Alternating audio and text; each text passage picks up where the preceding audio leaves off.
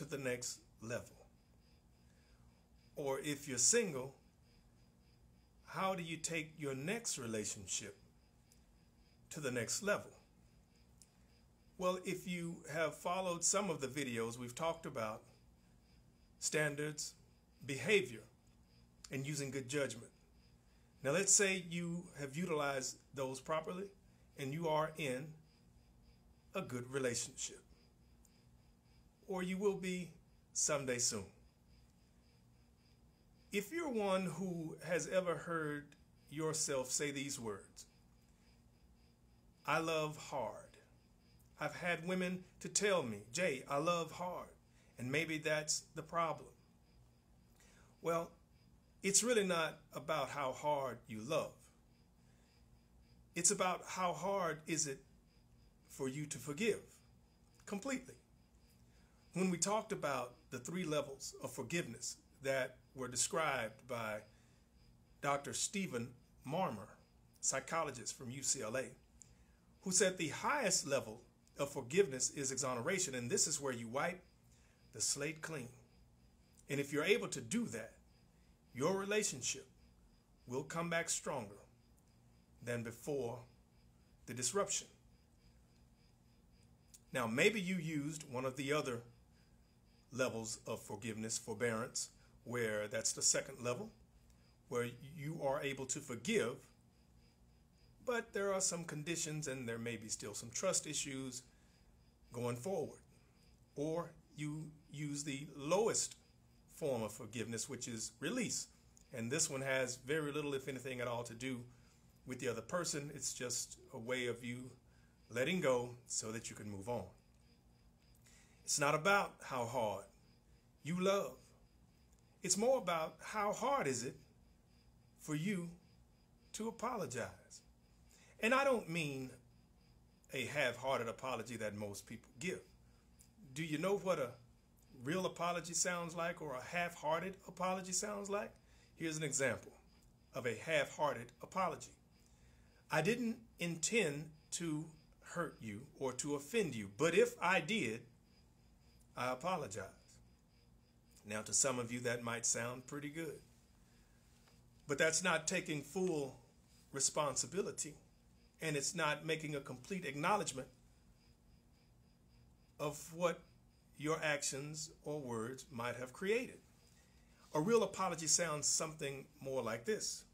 I completely understand why you were hurt as a result of my actions or words.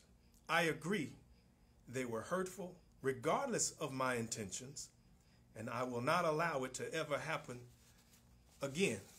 It is important to not only to be able to forgive, but to be able to apologize, because a healthy relationship, there are still setbacks in a healthy relationship, but the relationship business is the business of forgiveness.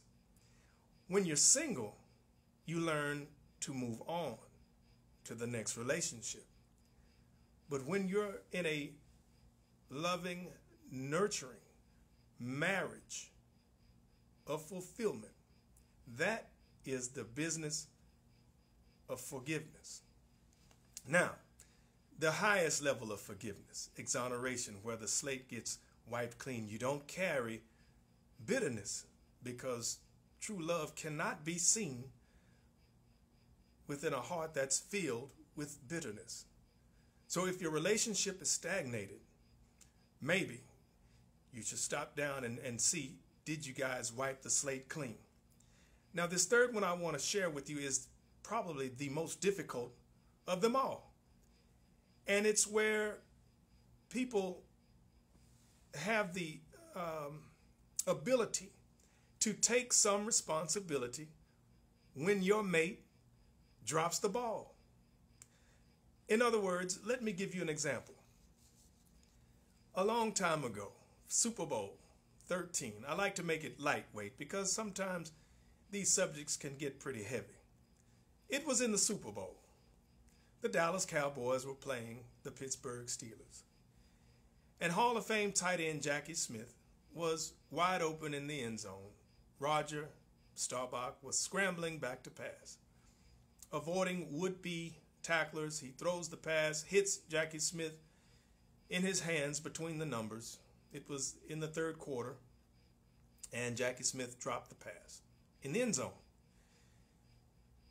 Everyone was completely beside themselves. The sidelines, the coaches, even the commentator said, "Oh my goodness, he must be the sickest man in America." But let me give you an example of what class, dignity, teamwork, maturity, manhood, it will be described in the comments from quarterback Roger Staubach, who threw the pass. After the game, he was interviewed, and the question was, what were your thoughts when Jackie Smith dropped that touchdown?